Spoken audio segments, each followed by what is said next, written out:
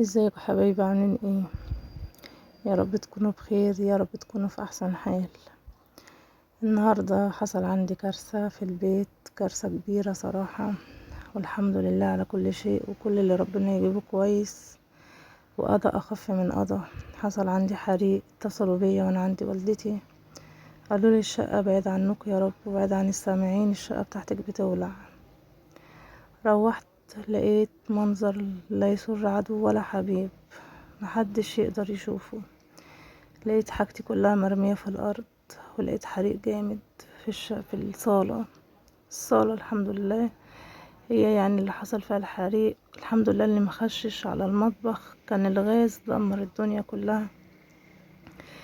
محبس الغاز طبعا كان مفتوح، وكان هيدمر لو حصل حريق في المطبخ، كان هيدمر طبعا العمارة كلها، يعني مش شقتي لوحدي. وكان طبعا هيبقى فيه خسائر بشرية، يعني الحمد لله اللي ما حصلش حاجة زي كده.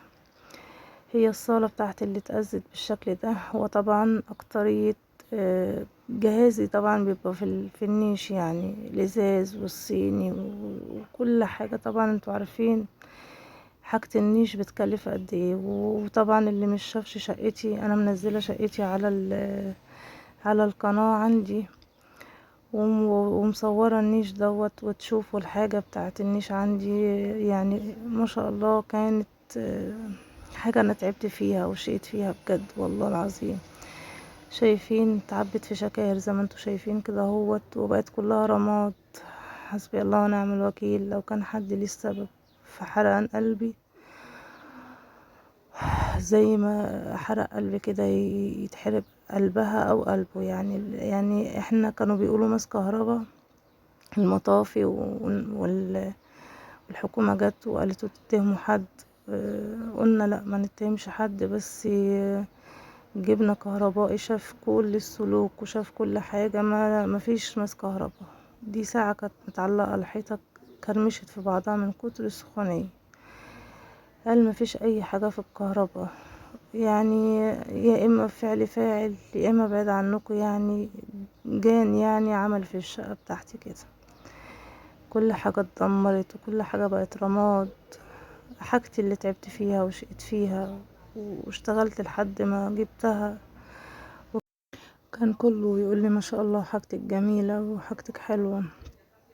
ان انا بجد والله العظيم تعبت وفعلا وشقت بيها. ده كان راديو بتاع اسمه ايه فيديو، هو ما اتحرقش، هو الظهر بتاعه وقع. وده مصحف سبحان الله ما اتحرقش كله، مع اني كان جوه الحريق، بس ما اتحرقش كله. ودي الشاشة بتاعتي. الشاشة بتاعتي كانوا بقى بيقولوا لي المسك كهربا من الشاشة زي ما انتوا شايفين من جوه سليمة اهي. الظهر بتاعها سايح من السخونية، لكن الفيشة بتاعتها سليمة وما فيهاش خدش واحد، عشان ربنا عايز يظهر الحق.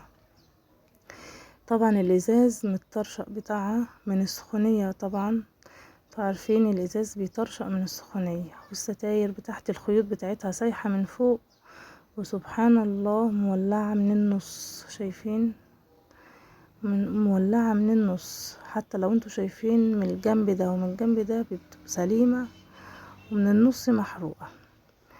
والبرتكانة زي ما انتوا شايفين كده خلاص ما عادتش نافعة.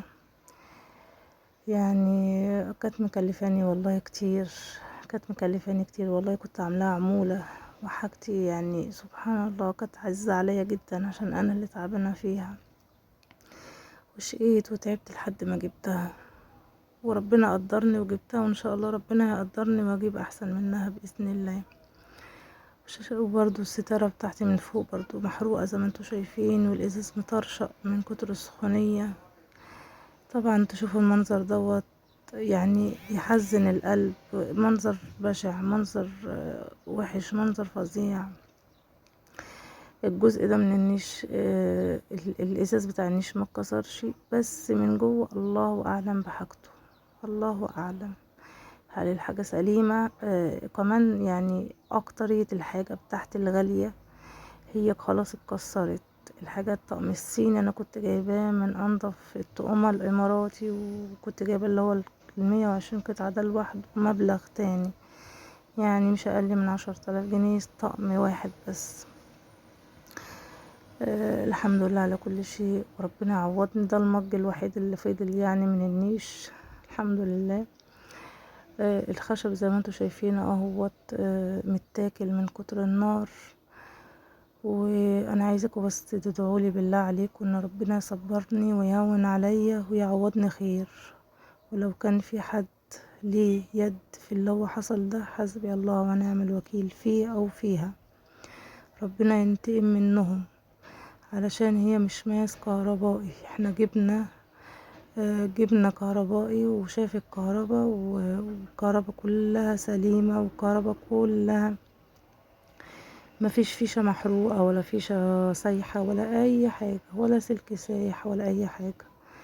هما يعني حاجة من الاتنين، يا اما حد عمل لي كده في حاجتي، يا اما اعوذ بالله جان يعني. حاجة من الاتنين، الله اعلم ورسوله. طبعا الحيطان عملت زي بقت كده من كتر الولعة. وشايفين الحاجات اللي هي بتاعت الاباليك وكده نزلت وسمرة زي ما انتوا شايفين كده. ادعولي بالله عليكم، انا عايزاكم تدعولي بالله عليكم. صحابي كلهم انا عايزه اشكرهم، كلهم وقفوا جنبي بكلامهم الحلو، اقسم بالله العظيم بشكرهم كلهم. انا مش هقول اسامي، انا هقول اشكرهم كلهم. واصحاب القنوات صحابي اتصلوا بيا ووقفوا جنبي. الكلمة الحلوة يا جماعة بالطيب الخاطر والله العظيم، والدعوة بالطيب الخاطر. ادعولي بالله عليكم في التعليقات ان ربنا يصبرني ويعوضني خير. الحمد لله ان انا ما كنتش في الشقة، انا وعيالي وجوزي وحماتي. ان عيالي لو كانوا في الموجودين في الوقت ده كانوا بجد توفوا من كتر الدخانة اللي كانت في الشقة. والسلوك شايفين السلوك سليمة ومفيهاش اي حاجة، مفيهاش اي حاجة. دي انا بحط فيها فيشة التلفزيون، الشاشة. لو شديت السلك قصادك، السلك مش مقطوع ولا فيه اي حاجة، السلك سليم ومفيهوش اي حاجة.